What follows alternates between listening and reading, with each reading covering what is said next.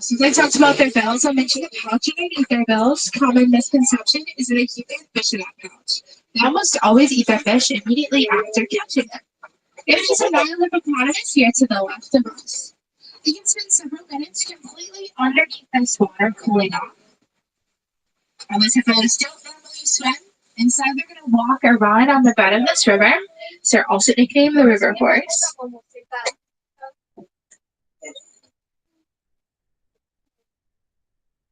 They do get pretty big. The hippos can weigh up to 5,500 pounds.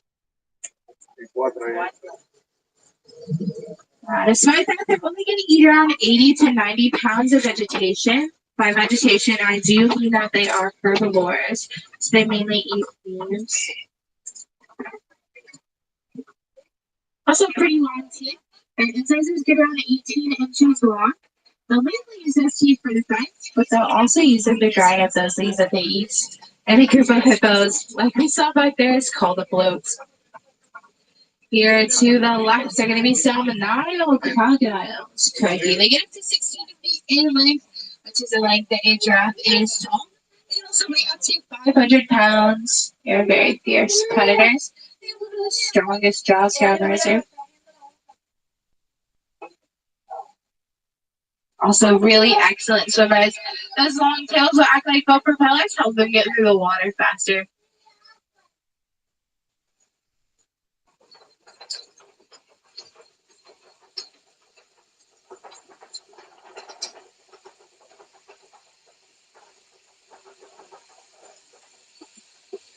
Those crocodiles can also eat across their body weight in a single feeding, which does sound really impressive.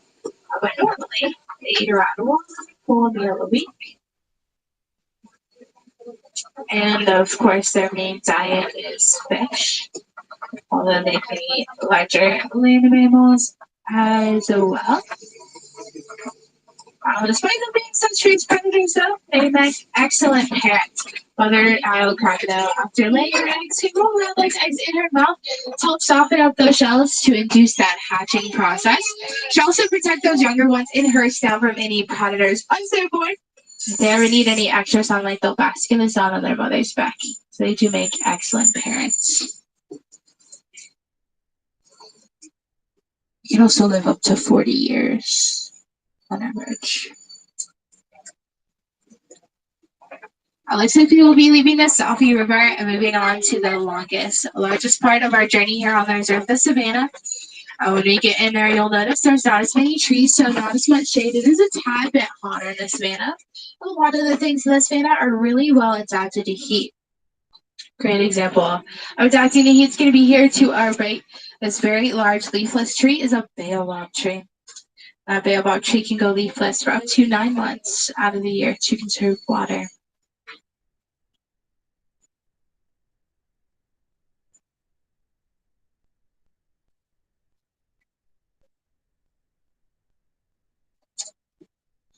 Baobab trees can hold several thousands of gallons of water in their trunks. So animals like elephants will use their trunks to dig holes in its roots, drink that water. If there's not another available water source around, so it kind of provides for the savannah. So that baobab tree is also nicknamed the tree of life.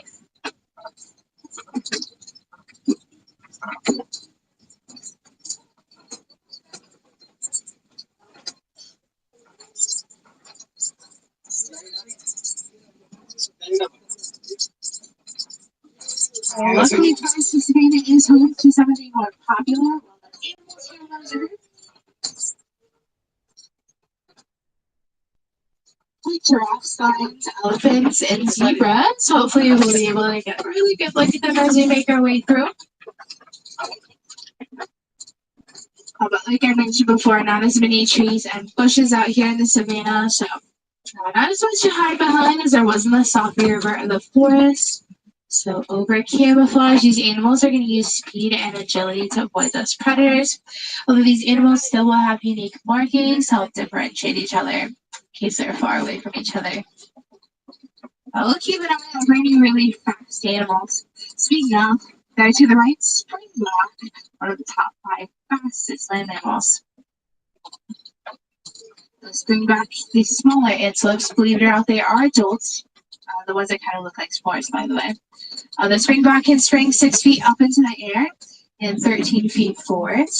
They're going to reach speeds of 50 to 60 miles per hour while doing so, which does put them in a category of the top 5 fastest land mammals. To the left are 2 different types of antelopes. The reddish brown colored ones are sable antelopes. The gray ones are wildebeest. I'm going to talk about the sables first. Their most prominent feature is their U-shaped horns, which help protect their backs from predators. If a predator does ever pounce on a sable's back, that's what that predator will come into contact with.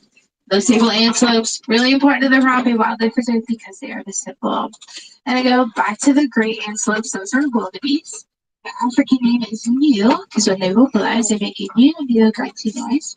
You will probably see some more wildebeest as you make our way through the rest of the western savanna.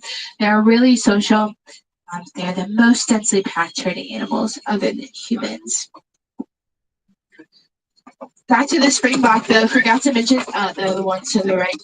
Forgot to mention that they are the national animal of South Africa, so often used as symbols for sports teams in South Africa. To the left, though, Maasai giraffe. You can tell it's a Maasai because the edges of their spots are a bit more jagged. They're rough around the edges. Other species of giraffe, like the reticulated, have smoother edges to their spots. Hopefully we'll be able to see some more giraffes. A group of giraffes is called a tower.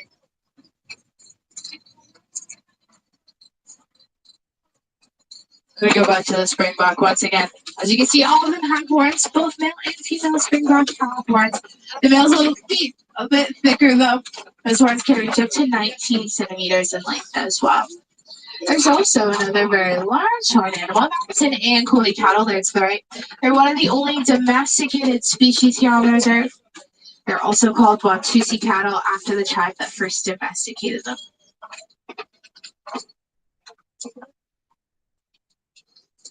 There are some more Ankole on the hill to the right. A bit harder to tell, but each of them do have unique shapes to their horns. And they're almost symmetrical on either side. Those horns can get pretty long, around 6 to 8 feet long. They might seem really heavy. Their horns are actually really light. They have a hollow honeycomb-like structure on the inside of those horns. Blood will flow through that, and heat will be dispersed throughout their horns, help them cool off, and take heat away from their faces. It's like we're going to see some Hartman's mountain zebras. I'm going to stop for a second for them. You can tell they're Hartmans once they get a bit closer based on the flap underneath their neck. That's a dewlap. A dewlap will aid in blood circulation, help cool them off, taking away from their faces.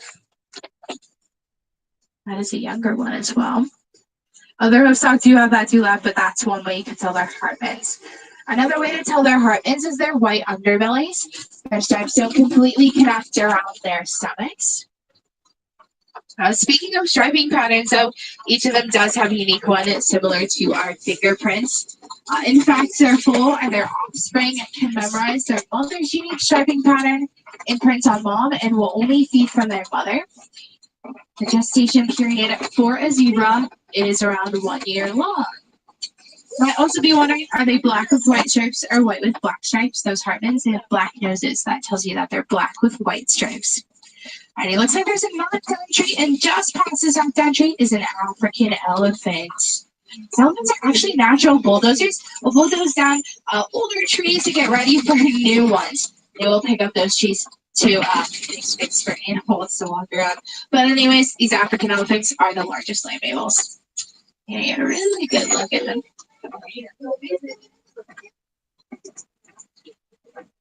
Their ears are kind of shaped similar to the continent of Africa. Actually, use these very large ears to cool off with. They have blood vessels in their ears, so when they do that fanning flapping motion, it can cool them off several degrees. I'm not too sure if these are males or females, but males are more solitary. They are kind of pushed out of the herd once they reach maturity. It's a-okay, they do survive just well on their own. They're going to form bachelor herds that are full of other males. I go slower for the people in the back. These most likely are males, by the way.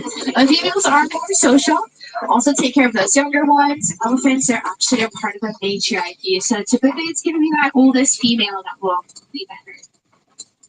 So let's see if we can spot a herd of females.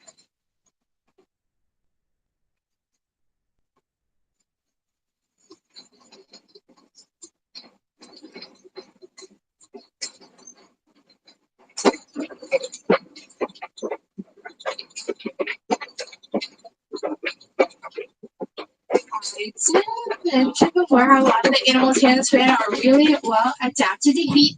They will use their surroundings to cool off. Looks like the ice and red clay pits on the other side of it. So see if I can use it to cool off. Looks like the eyesight test marks here too, right?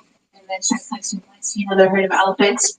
Elephants will use that red clay as a nutrient. They'll eat it. They'll also use it as a moisturizer. Elephants are pachyderms, which is the Greek word for thick skin.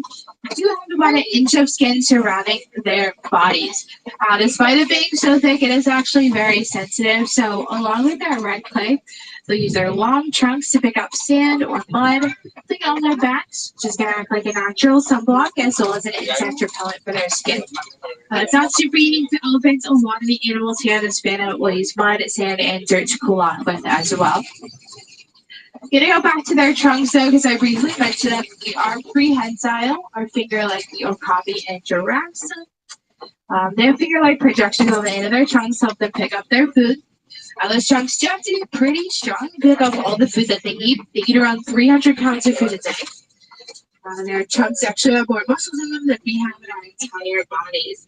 Typically, an elephant will have around 100,000 muscles in their trunks when they're adults.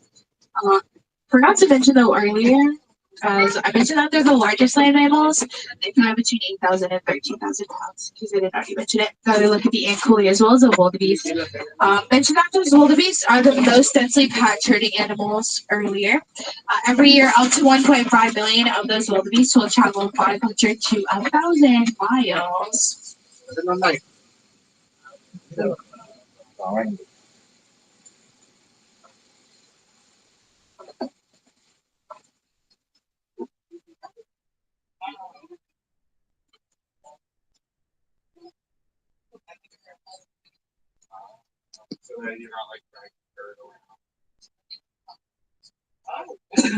Birds of the woods, greater flamingos, greater meaning largest species of flamingo.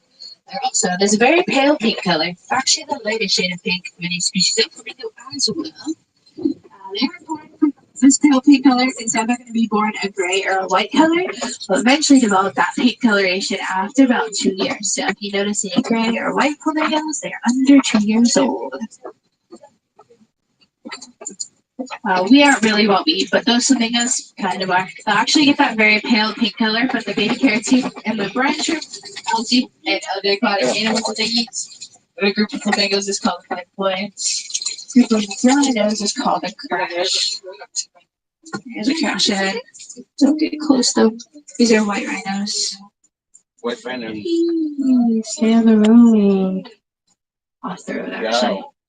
Their Afrikaans name is white, which has been misinterpreted to mean white, but it actually means wide. So Afrikaans have a wider snout. Also have a flatter upper lip because they are grazers. There's 2 ways you can tell the difference between them and the black rhino.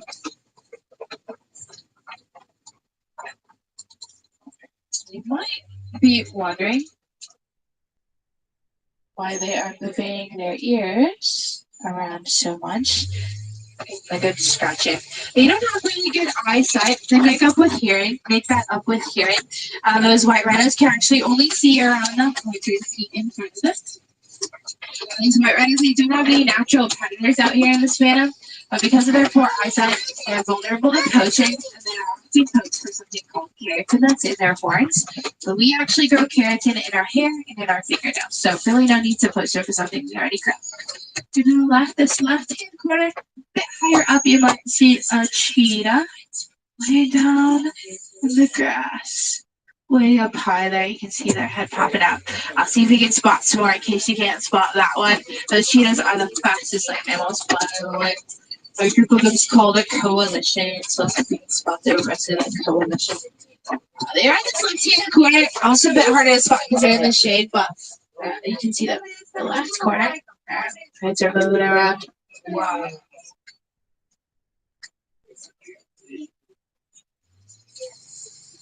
Their cheetahs, they can go from 0 to 60 miles per hour in about 3 seconds. They're really long distance runners, more so through quick sprints.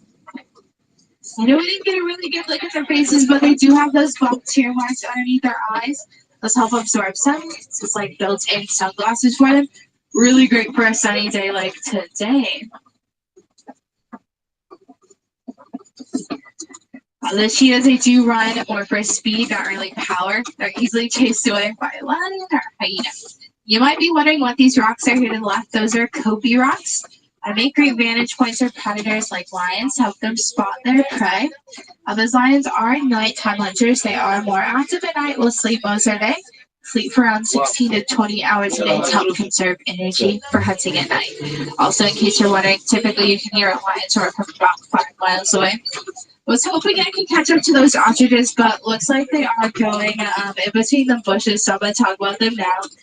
In case you got a good look at them and their color, they're a mousy brown grayish color, which means those are females. Males are going to be a darker black color with white tips of their wings. Go back to them in a second. There's going to be warthogs here to the left, are relatives to the domestic pig. One of the largest burrowing animals. They're already also pretty fast. They can run around 35 miles per hour. They'll use their tusks, their snout, and their toes to build those burrows. And of course, they're very territorial of them because they worked really hard at them. You often find them backed into those burrows with their tusks facing outwards to warn other warthogs. They do have 2 sets of tusks. There's a top set, a bit more prominent, a bit larger. You can see it. There's a bottom set that's a bit more pointed, a bit sharper. So it will be facing outwards to warn other warthogs. They get a really good look at the ostriches looking at us. Like I said, these are females. These guys also don't fly, so they're going to use their wings to help them balance and also help them change directions while running. They're one of the fastest 2-legged animals. They can run around 43 miles per hour. And since we saw female ostriches, looks like they've left behind their eggs here to the right in the grass. These are the largest bird eggs to go along with the largest bird. Each one of those ostrich eggs weighs around 3 pounds, which is the equivalent to 2 dozen chicken eggs. They also withstand the weight of a 300-pound ostrich as well. It looks like we are getting close to being back at the village. We're going to pass by the warden's post, which is a great example of how both humans and animals can work together. The wardens will provide food for these Nigerian dwarf goats. The goats will provide for the economy through their milk and dairy products. These goats are very sustainable. They don't require a lot of space. They're also very playful and friendly. The male goats will often do play behaviors like headbutting or climbing to help them mature a bit faster, help them establish dominance in their groups. Headbutting is also a way for them to greet each other as well.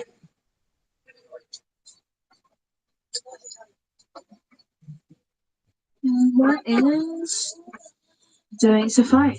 It's not cheap. Alrighty. In the center of that warning's post, you might have noticed that yellow structure. That's a beehive replica. Part of the conservation project here at Disney called the Elephants and the Bees Project. Our conservationists, they discovered that elephants tend to run from bees. So in order to prevent those elephants from eating their crops, they would stick beehive fences around their farms. Elephants, they do eat around 300 pounds of food a day, which can really hurt a farmer's crops. But luckily, with those beehive fences, the farmers, they can continue to grow those crops. The elephants, they found new ways to get their food. Really, it's a free for both the elephants and the farmers. Do you guys can support conservation projects just like the elephants and the bees by donating to the Disney Conservation Fund? 100% of those proceeds do go to conservation. They'll match your dollar for dollar. And as a thank you for donating, they'll give you a conservation hero pen at any of the merchandise locations in Animal Kingdom.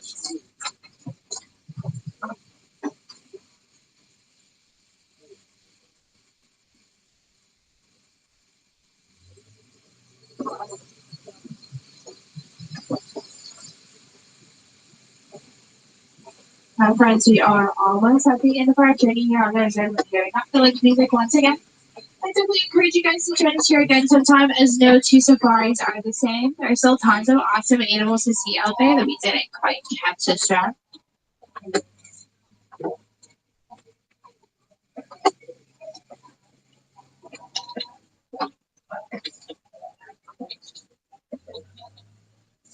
If you would like to see some more animals here in Africa,